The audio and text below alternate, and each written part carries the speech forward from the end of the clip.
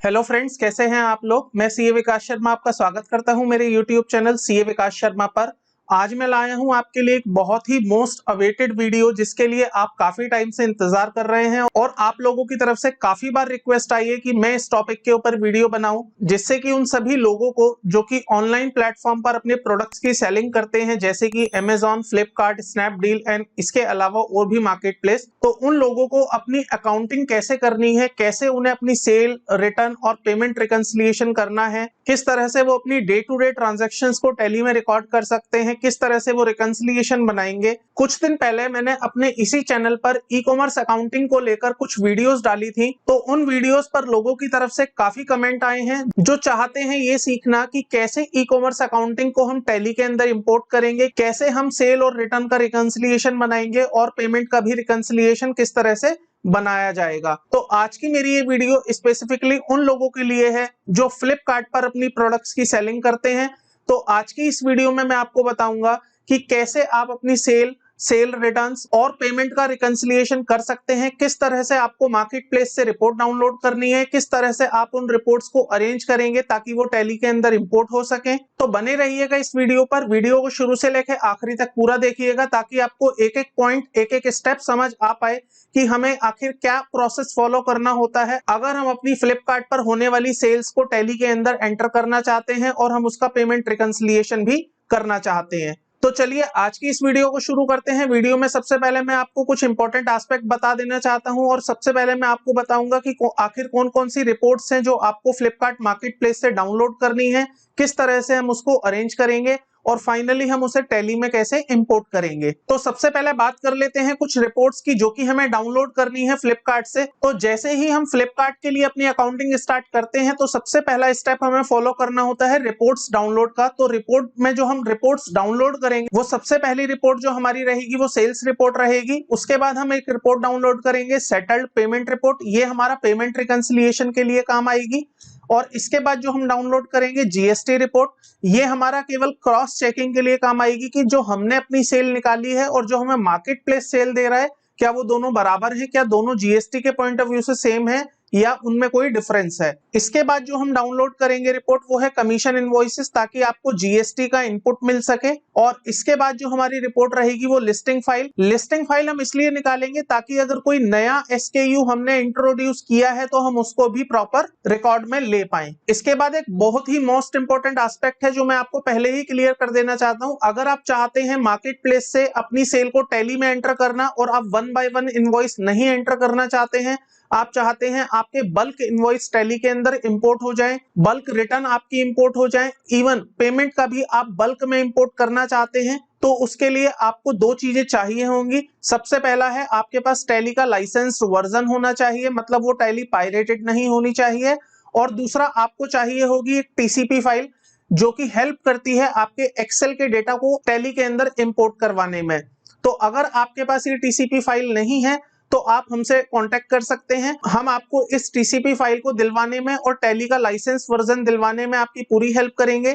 मैं आपको एक चीज बता देना चाहता हूं, ये जो टीसीपी फाइल है ये एक पेड सर्विस है, तो यहाँ पर आपको ये टीसीपी फाइल 1 टाइम पेमेंट करके परचेस करनी होगी और ये आपका लाइफ टाइम आपके टैली के साथ लिंक हो जाएगी। और जब भी आप अपनी एक्सेल से एंट्रीज टैली में इंपोर्ट करना चाहेंगे तो ये टीसीपी फाइल आपको हेल्प करेगी उन एंट्रीज को इंपोर्ट कराने में। तो यहाँ पर मैं फिर से क्लियर कर देना चाहता हूँ, यहाँ पर जो भी आपको अमाउंट पे करना होगा वो 1 टाइम सेटअप कॉस्ट है, आपको बार बार उसमें कुछ पे नहीं करना है। और जो इसकी कॉस्ट रहती है वो 5,000 से लेके 10,000 तक की हो सकती है, ये आपको एक ही बार पे करनी है। तो चलिए अब सीधा चलते हैं फ्लिपकार्ट मार्केट प्लेस पर, देख लेते हैं हमें कौन कौन सी रिपोर्ट्स डाउनलोड करनी है, कैसे कैसे हम वो रिपोर्ट्स डाउनलोड करेंगे और फिर हम उन रिपोर्ट्स को कैसे प्रोसेस करेंगे। तो जैसे ही आप अपना फ्लिपकार्ट का मार्केट प्लेस खोलेंगे आपको कुछ इस तरह के ऑप्शंस दिखाई देंगे। आपको आना है रिपोर्ट सेंटर में, आने के बाद आपको जाना है create new report. Create new report में आप सेलेक्ट करेंगे रिपोर्ट टाइप में यहाँ पर इनवॉइस। इनवॉइस के बाद आपके सामने ऑप्शन है रिपोर्ट सब टाइप, तो यहाँ पर आप कमीशन इनवॉइस सेलेक्ट करेंगे।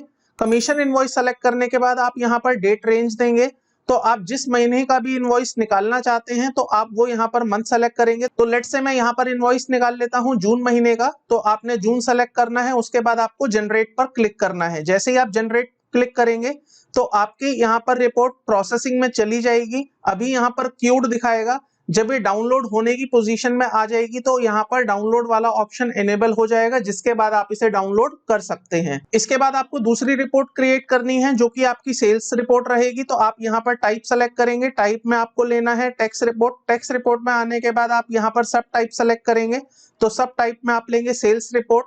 इसके बाद आपको लेना है डेट रेंज, तो आप जिस महीने की सेल्स रिपोर्ट निकालना चाहते हैं वो महीना सेलेक्ट करेंगे। मैंने जून सेलेक्ट कर लिया। उसके बाद आप इसे जनरेट कर देंगे। आपको तीसरी एक रिपोर्ट डाउनलोड करनी है जो कि हमारी रहेगी पेमेंट रिपोर्ट। तो आप यहाँ पर आएंगे पेमेंट रिपोर्ट। पेमेंट रिपोर्ट के बाद आप सेलेक्ट करेंगे सेटल्ड ट्रांजेक्शन। सेटल्ड ट्रांजेक्शन में आप मंथ सेलेक्ट करेंगे, तो जो आपका मंथ है जून, आप उस महीने को सेलेक्ट करके जनरेट करेंगे। तो यहाँ पर आप देख सकते हैं 3 रिपोर्ट्स आपकी आपने प्रोसेसिंग के लिए लगा दी हैं, जिसमें एक रिपोर्ट डाउनलोड हो सकती है और अभी 2 रिपोर्ट आपकी क्यूड में लगी हुई हैं जो कि जल्द ही डाउनलोड हो जाएंगी। तो जैसे ही ये रिपोर्ट डाउनलोड होंगी आप इसे यहाँ से सिंपली क्लिक करके डाउनलोड कर सकते हैं और अपने लोकल ड्राइव में आप इसे किसी भी स्पेसिफाइड फोल्डर में सेव रख सकते हैं। तो ये मैंने वो रिपोर्ट्स हैं जो डाउनलोड कर ली हैं। तो यहाँ पर आप देख सकते हैं एक फोल्डर मैंने क्रिएट कर रखा है रॉ फाइल फ्रॉम फ्लिपकार्ट। तो इसमें 4 फोल्डर आपको देखने को मिलेंगे, जिसमें एक फोल्डर में कमीशन इनवॉइसेस हैं, दूसरे फोल्डर में जीएसटी रिटर्न है जो कि फ्लिपकार्ट के द्वारा प्रोवाइड की गई है, एक में है रिसीप्ट फाइल। तो जो पेमेंट सेटलमेंट फाइल मैंने आपको डाउनलोड करवाई है वो ये है। और इसके बाद आपको एक फाइल मिलेगी सेल एंड रिटर्न। तो ये वो फाइल है जो सेल्स की हमने जून महीने के लिए डाउनलोड की है। तो अब हम स्टार्ट कर रहे हैं वो प्रोसेस जिसके थ्रू हम सबसे पहले अपनी सेल्स को एंटर करेंगे, सेल्स के साथ हम रिटर्न्स एंटर करेंगे और उसके बाद हम फिर पेमेंट फाइल को प्रोसेस करेंगे। देन हम जीएसटी इनवॉइसेस को इनपुट करेंगे ताकि हम उसके इनपुट को जीएसटी रिटर्न में क्लेम कर पाए। तो सबसे पहले आपको क्या करना है, आपको सेल्स वाली फाइल को ओपन करना है। जैसे ही आप इस फाइल को ओपन करेंगे आपके सामने कुछ इस तरह की फाइल ओपन होगी। आपको इस पूरी फाइल को सिंपली कॉपी करके एक डिफरेंट फाइल में पेस्ट कर देना है। तो जैसे ही मैंने यहाँ पर इसे पेस्ट स्पेशल किया, ये इस तरह की फाइल हो गई। आप इसको ओपन कर सकते हैं। देन आप देख सकते हैं यहाँ पर इस तरह के कुछ सिंबल्स लगे हुए हैं, तो इन सिंबल्स को आप सिंपली हटा सकते हैं पूरी फाइल में से। तो मैं यहाँ पर इसे कॉपी कर लेता हूँ, पूरी फाइल को सेलेक्ट करके यहाँ पर इसको रिप्लेस कर देता हूँ। तो आप देख सकते हैं पूरी फाइल में से ये सब हट गया है। उसके बाद मुझे SKU वाले कॉलम पर आना है जो कि कॉलम नंबर F है। तो यहाँ पर जहां भी SKU लिखा हुआ है मुझे ये SKU हटाना है। तो मैं सिंपली इसको भी चेंज कर देता हूँ। पूरे कॉलम को सेलेक्ट करके आप यहाँ पर SKU रिप्लेस कर सकते हैं ब्लैंक से। तो यहाँ पर आप देख सकते हैं सारे SKU हट गए हैं।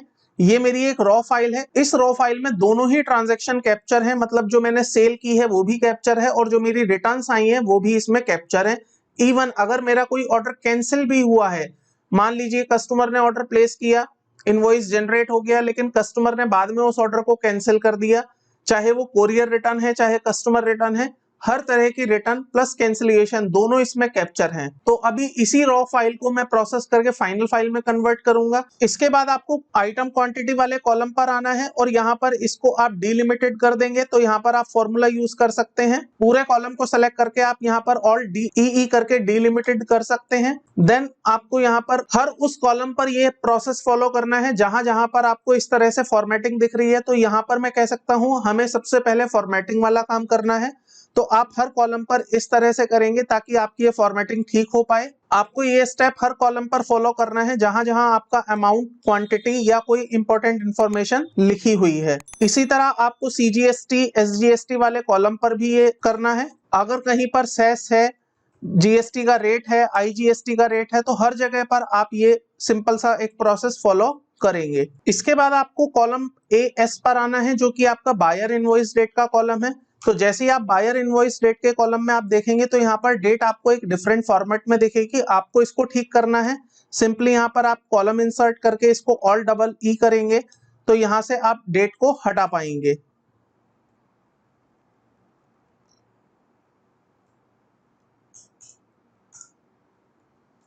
तो अब मेरी डेट भी फॉर्मेटिंग में आ गई है। इसके बाद आपको आना है एक ऐसी फाइल पर जो कि मैंने मास्टर फाइल बना रखी है, जिसमें मैंने सारी चीजें फॉर्मूला लिंक बना रखी है। जैसे ही आप इस रॉ फाइल को उस मास्टर फाइल में पेस्ट करेंगे तो आपकी सारी इंफॉर्मेशन ऑटोमेटिकली कैप्चर हो जाएंगी। तो एक बार उस फाइल को मैं ओपन करके दिखा देता हूं किस तरह से आपको ये वाली इंफॉर्मेशन वहां पर पेस्ट करनी है। तो ये है वो फाइनल फाइल का फोल्डर जहां पर मैंने अपनी मास्टर फाइल बना रखी है। तो इस फाइल को मैं आपको डिस्क्रिप्शन बॉक्स में लिंक दे दूंगा, आप वहां से इसे डाउनलोड कर सकते हैं फॉर योर रेफरेंस।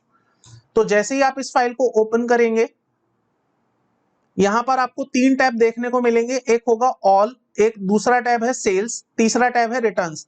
तो ऑल वाले में मैं पूरी की पूरी फाइल कॉपी पेस्ट करूंगा, सेल्स वाले में मैं केवल सेल्स की ट्रांजैक्शन डालूंगा और रिटर्न वाले में मैं रिटर्न्स की ट्रांजैक्शन डालूंगा। तो सबसे पहले सेल्स वाले में आ जाते हैं। यहाँ पर आप देख सकते हैं कॉलम नंबर ए से लेके कॉलम नंबर डबल बी तक खाली है। उसके बाद जो कलर वाले सेल्स हैं वहां पर मैंने फॉर्मूला लगा रखा है, तो ये ऑटोमेटिकली फॉर्मूला से लिंक है। जैसे ही आप यहाँ पर डेटा डालेंगे आपकी वैल्यूज ऑटोमेटिकली पिक हो जाएंगी। तो वापस जाते हैं अपनी फाइल पर जो हमने अभी प्रोसेस करी थी। इस वाली फाइल में से आपको ये डेटा कॉपी करना है एज इट इज। जैसे ही आप इसे कॉपी करेंगे और यहाँ पर आप वापस अपनी मेन फाइल में आके इसे पेस्ट करेंगे तो आप यहाँ पर देख सकते हैं फॉर्मूला ने ऑटोमेटिकली आपकी बेसिक वैल्यू उठा ली है, जीएसटी उठा लिया है, टैली का स्टॉक उठा लिया है। अगर आपको टैली का स्टॉक नहीं पता है तो आप मेरी पुरानी वीडियो जाके देख सकते हैं जहां पर मैंने आपको stock master SKU master create करना बताया था और उसको कैसे हमें अपनी इस फाइल से लिंक करना है ये भी मैंने आपको बताया था। तो अगर आप मेरी ये फाइल यूज करेंगे तो आपके काम नहीं आएगी, क्योंकि यहाँ पर आपको अपना एक स्टॉक मास्टर क्रिएट करना है और फॉर्मूला भी आपको उसी अकॉर्डिंग VLOOKUP के थ्रू यहाँ पर सेट करना है। अगर आपको यहाँ पर कोई भी डाउट है या कंफ्यूजन है तो आप मुझसे व्हाट्सएप या कॉल पर कनेक्ट कर सकते हैं। आप अपनी क्वेरी हमें ईमेल कर सकते हैं या आप अपनी रॉ फाइल हमें ईमेल कर सकते हैं। हम आपको उसकी फाइनल फाइल सेट करने में, स्टॉक मास्टर क्रिएट करने में पूरी हेल्प करेंगे। तो यहाँ पर आप देख सकते हैं मैंने सारी की सारी एंट्रीज डाल दी है, ऑटोमेटिकली फॉर्मूला लग गया है, सबके सामने बेसिक वैल्यू आ गई है, जीएसटी आ गया है, SKU मास्टर आ गया है कि ये जो मेरा प्रोडक्ट मैंने सेल किया है वो मैं टैली में किस नाम से डालूंगा, साथ में क्वांटिटी आ गई है। और ये जो आखिरी वाला कॉलम है ये चेक का है। चेक का कॉलम ये दिखाता है कि अगर हमारे फॉर्मूला ने और फ्लिपकार्ट की रिपोर्ट में कहीं कोई गैप है तो वो यहाँ पर कैप्चर हो जाएगा। तो आप देख सकते हैं एवरीथिंग इज जीरो, जिसकी वजह से मैं कह सकता हूं कि फ्लिपकार्ट रिपोर्ट में और हमारे फॉर्मूला में कोई एरर नहीं है, सब कुछ यहाँ पर ठीक चल रहा है। अब आपको इसके बाद जो स्टेप फॉलो करना है वो है कि जैसे ही आप कॉलम नंबर H जो कि हमारा इवेंट टाइप होता है, इसमें आप देखेंगे तो आपको यहाँ पर 2 वैल्यूज दिखेंगी, एक रिटर्न और एक सेल। तो आपको रिटर्न वाले को हटाकर सेल सेलेक्ट करनी है। इस पूरी सेल्स वाली इंफॉर्मेशन को आप कॉपी करके सिंपली वहां पर सेल वाले टैब में पेस्ट करेंगे। तो जैसे ही मैं सेल वाली इंफॉर्मेशन सेल वाले टैब में पेस्ट करूंगा, आप यहाँ पर भी देख सकते हैं फिर से फॉर्मूला ने ऑटोमेटिकली बेसिक वैल्यू, जीएसटी और उसका आइटम उठा लिया है। तो ये वो सारी लाइंस हैं जो मेरी सेल की एंट्री को रिप्रेजेंट करती हैं। अब आप यहाँ पर देख सकते हैं ऑल वाले टैब में जो टोटल लाइंस हैं वो 826 हैं, मतलब 826 लाइनें हैं। लेकिन 826 लाइनों में कुछ लाइनें हैं सेल्स की, कुछ लाइनें हैं रिटर्न्स की। तो जो सेल वाली लाइनें हैं वो सेल में चली जाएंगी और जो रिटर्न्स की लाइनें हैं वो रिटर्न्स में चली जाएंगी। तो आप देख सकते हैं जब मैंने सेल वाले में एंट्री डाली है तो यहाँ पर केवल 588 लाइंस आई हैं। इट मींस 826 लाइनों में 588 ऐसी लाइन है जो सेल की हैं। ये वो लाइनें हैं जो केवल सेल्स की हैं, जहां पर मैंने अपना माल बेचा है। और जब मैं इसके बाद इसी वाले कॉलम पर जो कि मेरा कॉलम नंबर H था, इवेंट टाइप, मैं यहाँ पर रिटर्न सेलेक्ट करूंगा और सेल को हटा दूंगा तो यहाँ पर मुझे 238 लाइंस मिलेंगी जो केवल रिटर्न्स की लाइन है। तो जैसे ही मैं इसको फिर से कॉपी पेस्ट करके अपने रिटर्न वाले टैब में डालूंगा तो वहां पर भी आप अभी देख सकते हैं सब कुछ जीरो है, NA है, लेकिन वैल्यू डालते ही ये ऑटोमेटिकली कैप्चर हो जाएगा। तो यहाँ पर आप देख सकते हैं बेसिक वैल्यू आ गई है, जीएसटी आ गया है, टैली का स्टॉक, क्वांटिटी और फिर चेक का कॉलम आ गया। तो ये मैंने प्रोसेस कर ली है अपनी फाइल, जिसके बेसिस पर मुझे पता चल रहा है कि मैंने क्या बेचा है, क्या मेरा रिटर्न आया है और टोटल मेरी क्या ट्रांजैक्शन इस महीने में हुई हैं। साथ ही साथ आप देख सकते हैं ये फॉर्मूला केवल यहाँ तक लगा हुआ है, जबकि मेरी लाइनें फालतू हैं। तो मैं यहाँ पर सिंपली इस फॉर्मूले को नीचे तक ड्रैग कर लूंगा ताकि ये सभी लाइनों के ऊपर अप्लाई हो जाए। सो फाइनली मैंने अपनी फ्लिपकार्ट वाली सेल और रिटर्न को प्रोसेस कर लिया है। अब मैं आपको बताऊंगा कि कैसे आप इस फाइल को कन्वर्ट करेंगे टैली फॉर्मेट में ताकि आप उसे टैली में इंपोर्ट कर पाएं। तो उसके लिए आपको फिर एक फाइल पर आना है जो कि टैली के फॉर्मेटिंग पर बनी हुई है। उसमें सारी फील्ड इस तरह से सेट की गई है कि जैसे ही आप उसमें कोई इंफॉर्मेशन डालें और टैली में इंपोर्ट करें तो वो टैली में प्रॉपरली इंपोर्ट हो जाए। तो देख लेते हैं वो फाइल फॉर्मेट क्या है, और इस फाइल को भी मैं आपको डिस्क्रिप्शन बॉक्स में दे दूंगा ताकि आप उसका रेफरेंस यूज कर सके। लेकिन ये फाइल आपके काम नहीं आएगी जब तक कि आप अपने टैली के अंदर TCP फाइल इंस्टॉल नहीं करेंगे और आपका टैली ओरिजिनल लाइसेंस वर्जन नहीं होगा। तो यहाँ पर आप एक फोल्डर देख सकते हैं मेरे सिस्टम में जो मैंने क्रिएट कर रखा है टैली फाइल के नाम से। इसमें जैसे ही आप अंदर जाएंगे तो आपको 3 ऑप्शंस दिखेंगे, सेल, क्रेडिट नोट और रिसीप्ट। तो सेल मतलब जो आपने बेचा है, क्रेडिट नोट मतलब जो आपके रिटर्न्स आए हैं, और रिसीप्ट जब हम पेमेंट की रिकंसिलिएशन करेंगे तो हम इस फाइल को यूज करेंगे।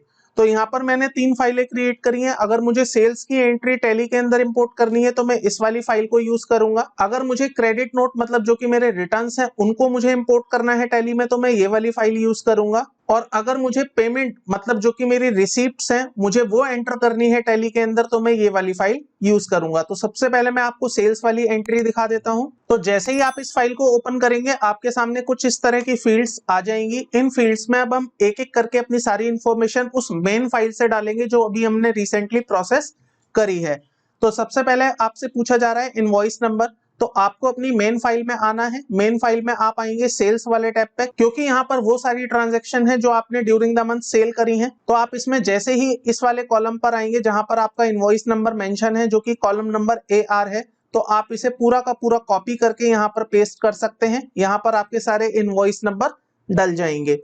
दूसरे कॉलम में आपको डालना है वाउचर टाइप। तो इन सब के सामने आप डालेंगे सेल्स, क्योंकि ये सारे वाउचर आपके सेल्स के वाउचर हैं। इसके बाद आपके सामने है डेट।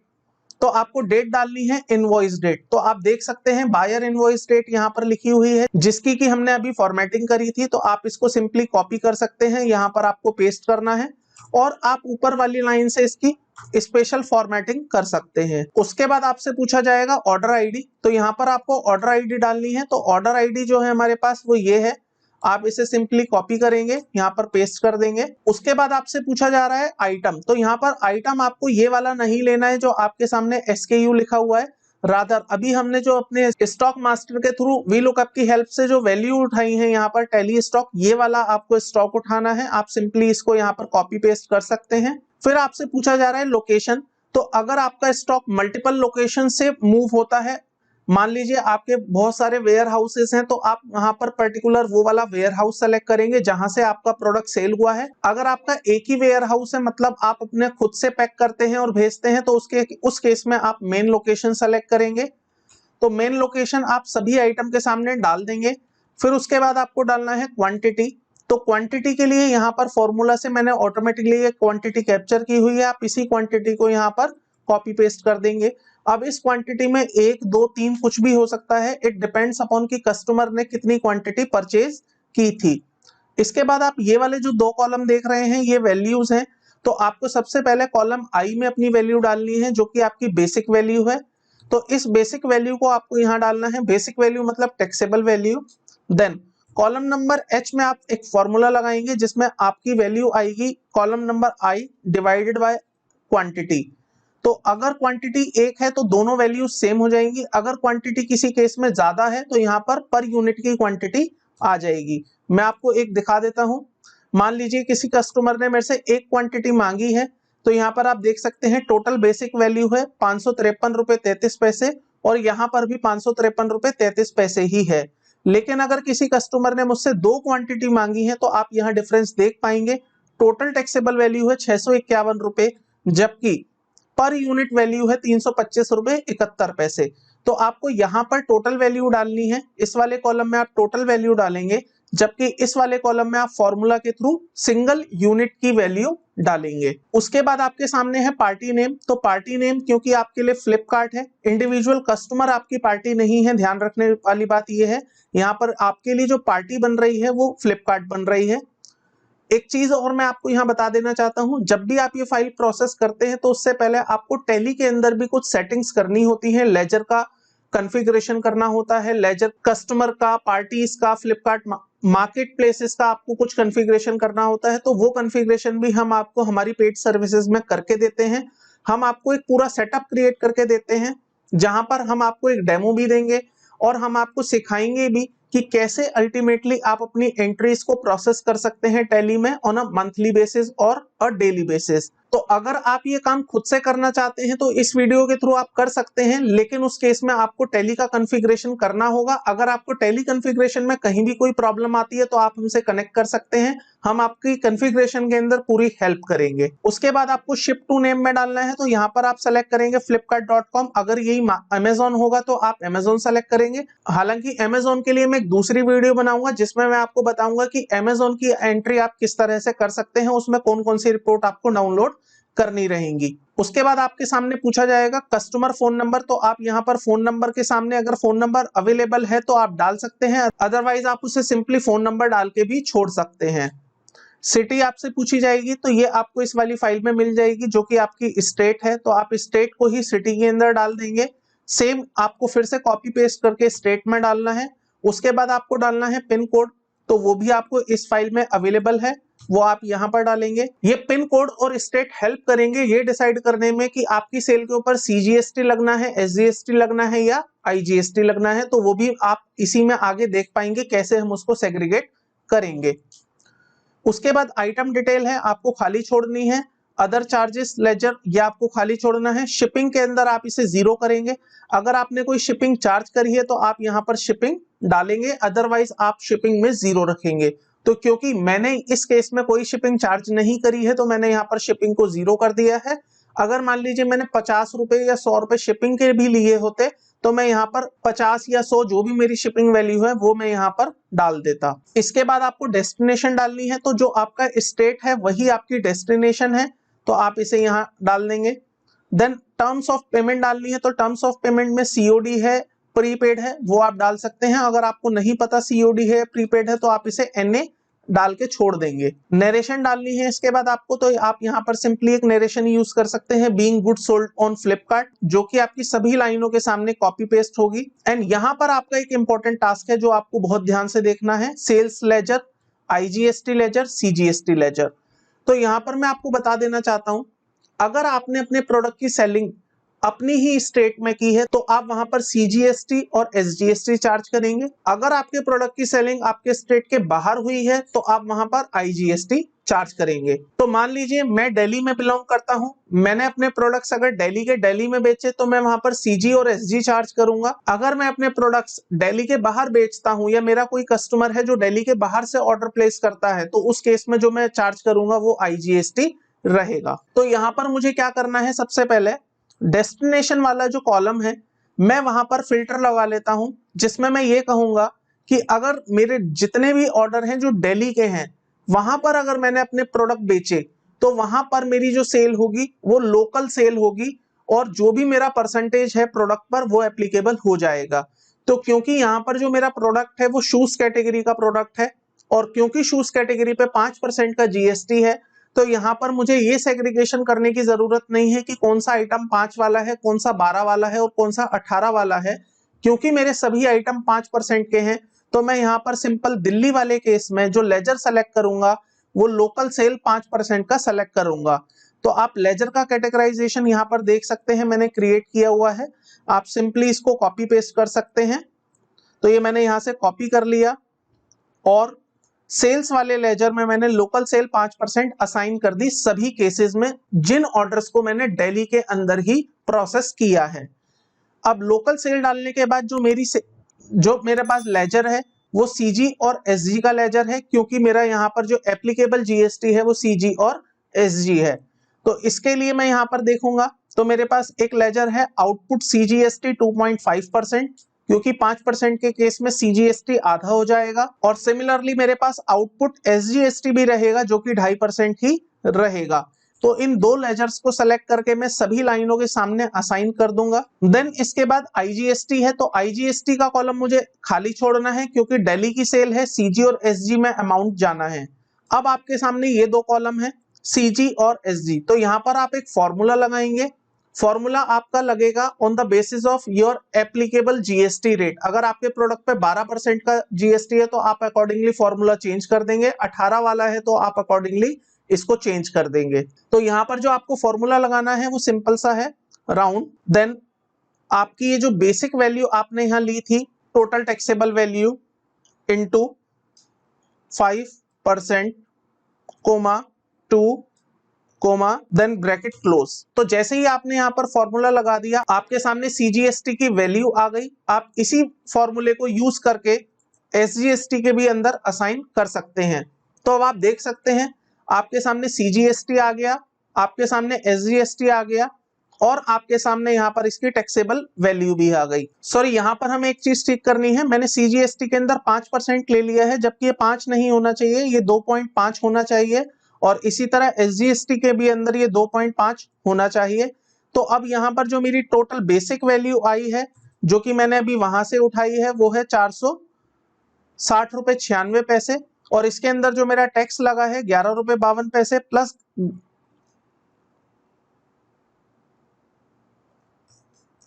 11 रुपए 52 पैसे प्लस 11 रुपए 52 पैसे CG और SG दोनों। तो ये जब टोटल करता हूं तो आप देख सकते हैं 484 रुपीज आ गया है। इट मींस मैंने जब ये ऑर्डर प्रोसेस किया था, कस्टमर को फाइनली मैंने इनवॉइस रेस किया था तो वो 484 रुपए का इनवॉइस था। तो ये केवल चेकिंग के पर्पज से था, इसलिए मैं इसको अभी हटा देता हूं और मैं इसी फॉर्मूले को सिंपली नीचे तक सभी लाइनों के लिए कॉपी पेस्ट कर दूंगा ताकि ये फॉर्मूला सभी के ऊपर एप्लीकेबल हो जाए। अब जैसे ही मैं इस फिल्टर को ओपन करूंगा आप देख सकते हैं यहाँ पर other destination other than Delhi, तो मैं सारी डेस्टिनेशन सेलेक्ट कर लेता हूं और जो दिल्ली है उसको केवल छोड़ देता हूं। तो इसका ये मतलब है कि ये वाले सारे ऑर्डर्स मैंने बेचे हैं ऐसी स्टेट्स को जो मेरी स्टेट से बिलोंग नहीं करती हैं, मतलब दिल्ली के अलावा। तो यहाँ पर जो लेजर होना चाहिए सेल्स का वो सेंट्रल सेल्स होनी चाहिए 5% वाली, तो सेंट्रल सेल 5% मैंने सभी पर डाल दिया। और यहाँ जो टैक्स होना चाहिए वो CGST और SGST नहीं होना चाहिए, रादर IGST होना चाहिए, तो मैंने यहाँ पर आउटपुट IGST 5% डाल दिया है। इसके बाद में यहाँ पर IGST वाले कॉलम में फॉर्मूला लगाऊंगा, तो यहाँ पर आपको फॉर्मूला यूज करना है राउंड ब्रैकेट स्टार्ट, देन आप टैक्सेबल वैल्यू लेंगे इनटू 5% कोमा 2, ताकि 2 डिजिट तक आपका ये राउंड ऑफ हो जाए। देन इसके बाद आप इसी वैल्यूज को, इसी फॉर्मूले को सभी लाइंस के आगे कॉपी कर देंगे ताकि ये वैल्यूज ऑटोमेटिकली पिक कर ले। तो अब आप देख सकते हैं मैंने IGST, CGST और SGST सभी के सामने वैल्यूज डाल दी हैं जहां जहां एप्लीकेबल है। अब ये मेरी फाइल रेडी है जिसको कि मैं टैली के अंदर इंपोर्ट कर सकता हूं। तो आपको सिंपली यहाँ पर एक चीज और करनी है कि अगर कहीं पर कोई आपने फालतू वैल्यूज डाली हैं उनको आप डिलीट कर दीजिए। अगर आपकी इस फाइल में ऊपर कुछ लाइनें आ रही हैं जैसे कि आप मेरी फाइल में देख सकते हैं, तो मैं इनको भी डिलीट कर देता हूं ताकि मेरी एक फाइनल फाइल रेडी रहे। और इस फाइल को सिंपली मैं एक बार फिर से गो थ्रू कर लूंगा, चेक कर लूंगा, अगर कहीं कोई डिस्क्रिपेंसी है, एरर है तो उसे ठीक कर लेंगे, अदरवाइज ये फाइल गुड टू गो है ताकि मैं इसे टैली में इंपोर्ट कर पाऊं। तो अब मैं इस फाइल को सेव कर लेता हूं। जैसे ही मैं इस फाइल को सेव करूंगा ये मेरी सेल्स फाइल रेडी हो गई है जो कि मैं टैली में इंपोर्ट कर सकता हूं। सिमिलरली इसी मेथड पर मुझे अपनी रिटर्न्स वाली फाइल बनानी है। फाइल में कोई डिफरेंस नहीं है, बहुत ही सिंपल छोटे छोटे डिफरेंसेस हैं, वो मैं आपको बता देता हूं। अगर आप रिटर्न वाली फाइल क्रिएट करना चाहते हैं तो सबसे पहले आपको सेल्स की जगह पर लिखना होगा क्रेडिट नोट। तो आप क्रेडिट नोट लिखेंगे तो आपकी फाइल रिटर्न की तरह से प्रोसेस होगी जैसे कि वो सेल रिटर्न आई है। दूसरा आपको जो चेंज करना होगा वो नरेशन के अंदर होगा। तो जहां पर आपने लिखा है being goods sold on Flipkart, वहां पर आपको लिखना होगा being goods sold on Flipkart return. तो इसका मतलब ये हुआ कि आपने पहले माल बेचा था, अब वो रिटर्न आ गया। बाकी इसके अलावा फाइल में कोई चेंज नहीं आएगा, फाइल आपकी एज इट इज चलेगी जैसे ये सेल की चली है। तो आप देख सकते हैं क्रेडिट नोट वाली फाइल में ओपन करके दिखा देता हूं, आप ये डिफरेंस वहां पर आप अच्छे से समझ पाएंगे। कॉलम नंबर बी में आप देख सकते हैं मैंने सेल की जगह लिखा है credit note, invoice number as it is है, order ID, item, location, quantity, rate, everything is same. The difference is only in the voucher type, जहां पर मैंने सेल के बदले लिख दिया है क्रेडिट नोट, और दूसरा नरेशन में चेंज आएगा जहां पर मैंने being goods sold on Flipkart के आगे एक वर्ड ऐड कर दिया रिटर्न। तो टैली जो है टीसीपी फाइल के थ्रू ऑटोमेटिकली इसको समझ जाएगा कि ये मेरी सेल रिटर्न्स हैं और अकॉर्डिंगली उसको उसी तरह से एंटर करेगा। तो मैं इसको वापस ठीक कर देता हूं सेल के हिसाब से। यहाँ पर मैंने इसकी नरेशन ठीक कर दी है, यहाँ पर मैंने सेल वापस डाल दिया है। अब आप देखेंगे तो यहाँ पर आपको मिलेंगी 588 एंट्रीज जो कि सेल्स की एंट्रीज हैं। अब आपको सिंपली क्या करना है, इस फाइल को सेव करना है, क्लोज करना है, और ये जो आपकी मेन फाइल थी आप इसको भी क्लोज कर सकते हैं सेव करके। ये जो रॉ फाइल है आप इसे बंद कर दीजिएगा। अब आपको ओपन करनी है टैली ताकि आप उसमें ये एंट्रीज इंपोर्ट कर पाएं। तो जैसे ही आप टैली ओपन करेंगे यहाँ पर आप कंपनी सेलेक्ट करेंगे, और अगर आपके टैली में टीसीपी फाइल इंस्टॉल्ड है तो आपके सामने एक ये वाला ऑप्शन दिख जाएगा इंपोर्ट ऑफ डेटा। आपको इंपोर्ट ऑफ डेटा पर जाना है, इंपोर्ट फ्रॉम एक्सेल, इसके बाद आपके सामने यहाँ ऑप्शन है master, purchase, receipt, journal and sales. तो आपको जाना है सेल्स पर। सेल्स के अंदर आप जाएंगे कॉन्फ़िगर। कॉन्फ़िगर में आपको कुछ ऑप्शंस दिखाई देंगे, जिसमें सबसे पहला ऑप्शन आपको ये सेलेक्ट करना है। देन उसके बाद ड्राइवर इन्फो आप कुछ सेलेक्ट नहीं करेंगे, जैसा है वैसे ही रहेगा। उसके बाद आपको लोकेशन ऑफ फाइल सेलेक्ट करनी है। लोकेशन ऑफ फाइल का मतलब कि आपकी ये जो फाइल जो आप इंपोर्ट करना चाहते हैं वो कहां पर है, फाइल का नाम क्या है, और जो वो शीट है जिसको आप इंपोर्ट करना चाहते हैं उसका नाम क्या है। तो क्योंकि यहाँ पर हम सेल्स इंपोर्ट कर रहे हैं तो आपके सामने ये सारे ऑप्शन आ जाएंगे। जैसे ही आप इसे सेलेक्ट करेंगे तो यहाँ पर आपको अभी तो इनवैलिड पाथ दिखा रहा है क्योंकि यहाँ पर कोई फाइल नहीं डली है, लेकिन अगर एक्चुअल में आपकी फाइल वहां पर सेव है तो यहाँ पर आपको वो काउंट दिखा देगा जो कि हम एंट्रीज प्रोसेस करना चाहते हैं एक्सेल से टैली में, जो कि मेरे वाले एग्जांपल में 588 एंट्रीज थी। तो जैसे ही मैं इसके बाद एंटर करूंगा, मेरी वो सारी की सारी entries with in 5 to 10 minutes tally के अंदर इंपोर्ट हो जाएंगी, जिसको कि आप टैली के अंदर चेक भी कर सकते हैं। सो यहाँ पर मैं फिर आपको एक चीज बता देना चाहता हूँ, ये पूरा प्रोसेस, ये सारी वर्किंग तभी काम करेगी जब आपके पास टैली का ओरिजिनल लाइसेंस वर्जन होगा और आपने वो टीसीपी फाइल जिसके थ्रू हमने प्रोग्रामिंग सेट की हुई है एक्सेल से एंट्रीज टैली में डालने के लिए, वो आपने ले रखी होगी, तभी ये सारी चीजें आपकी वर्किंग में काम आ पाएंगी। अदरवाइज आप इसे इंपोर्ट नहीं कर पाएंगे। आप केवल एक्सेल में बना सकते हैं, उसका रिकंसिलिएशन कर सकते हैं अपने MIS के पर्पज से, बट आप उसे टैली में इंपोर्ट नहीं कर पाएंगे। सो फ्रेंड्स, ये था वो पूरा प्रोसेस जिसके थ्रू हम फ्लिपकार्ट पर बेचे जाने वाले माल और उसकी वापसी की अकाउंटिंग कर सकते हैं एक्सेल के थ्रू। देन उसके बाद टैली में इंपोर्ट कर सकते हैं और हम उसका रिकंसिलिएशन कर सकते हैं। तो अभी हमारा जो एक पार्ट रह गया है वो है पेमेंट का रिकंसिलिएशन। क्योंकि वीडियो की लेंथ काफी लंबी हो गई है तो मैं एक दूसरी वीडियो में आपको पेमेंट का रिकंसिलिएशन समझाऊंगा कि कैसे हम पेमेंट का रिकंसिलिएशन करते हैं, एक्सेल में उसका डेटा बनाते हैं, देन कैसे हम उसको टैली के अंदर इंपोर्ट करते हैं, ताकि हमें टैली से भी एक रिपोर्ट मिल पाए कि अल्टीमेटली किस किस ऑर्डर आईडी का हमें पैसा मिलना है, कौन कौन सी ऑर्डर आईडी ऐसी हैं जिसका फ्लिपकार्ट ने अभी तक हमें पैसा नहीं दिया है, और कौन कौन सी ऑर्डर आईडी ऐसी हैं जिसका फ्लिपकार्ट ने हमें बहुत कम पैसा दिया है या उन्होंने वहां पर कुछ ज्यादा चार्जेस काट लिए हैं। साथ के साथ अगर आप कोई क्लेम्स डालते हैं जिसको कि हम SPF क्लेम के नाम से जानते हैं, तो वहां पर उसकी अकाउंटिंग कैसे होगी, कैसे वो टैली के अंदर रिपोर्ट होंगे, वो सब मैं आपको बताऊंगा उस वाली वीडियो में जहां पर मैं आपको पेमेंट रिकंसिलिएशन एक्सप्लेन करूंगा। तो आई होप आपको समझ आया होगा कि सेल और सेल की रिटर्न की एंट्री कैसे हम एंटर करेंगे, कैसे हम उसको एक्सेल में प्रोसेस करेंगे, एंड फाइनली हम उसको टैली में किस तरह से इंपोर्ट करेंगे। तो अगर आपको इस पूरे प्रोसेस से रिलेटेड या ई-कॉमर्स की अकाउंटिंग से रिलेटेड किसी भी तरह की कोई प्रॉब्लम है, कोई भी डाउट है, तो आप मुझे मेरे दिए गए कॉन्टैक्ट नंबर पर कॉन्टैक्ट कर सकते हैं। आप मुझे अपनी क्वेरी व्हाट्सएप कर सकते हैं। इवन अगर आपकी क्वेरी लेंथी है तो आप मुझे अपनी क्वेरी ईमेल कर सकते हैं। मैं डेफिनेटली आपकी हर क्वेरी को आंसर करूंगा। और अगर आप हमसे हमारी पेड सर्विसेज लेना चाहते हैं जिसमें हम आपकी ई-कॉमर्स अकाउंटिंग करके देते हैं, या आप हमसे हेल्प लेना चाहते हैं सेटअप में जिसमें हम आपका पूरा सेटअप क्रिएट करके देते हैं, टैली TCP फाइल बना के देते हैं, टैली का ओरिजिनल लाइसेंस दिलवाते हैं, और उसके साथ साथ हम आपको ट्रेनिंग देते हैं कि किस तरह से आप ई-कॉमर्स अकाउंटिंग मैनेज कर सकते हैं, कैसे आप उसका रिकंसिलिएशन बना सकते हैं, जो कि आपके बहुत काम आएगी पेमेंट रिकंसिलिएशन के पॉइंट ऑफ व्यू से, फाइनेंशियल स्टेटमेंट के पॉइंट ऑफ व्यू से, MIS के पॉइंट ऑफ व्यू से काफी आपकी हेल्पफुल होती हैं। तो हम उन सभी चीजों में आपकी हेल्प करते हैं, आपको प्रॉपर ट्रेनिंग देते हैं, सेशंस देते हैं, लाइव डेमो देते हैं, और कहीं पर भी आपको कोई प्रॉब्लम होती है तो हम उसका रिजोल्यूशन आपको प्रोवाइड कराते हैं।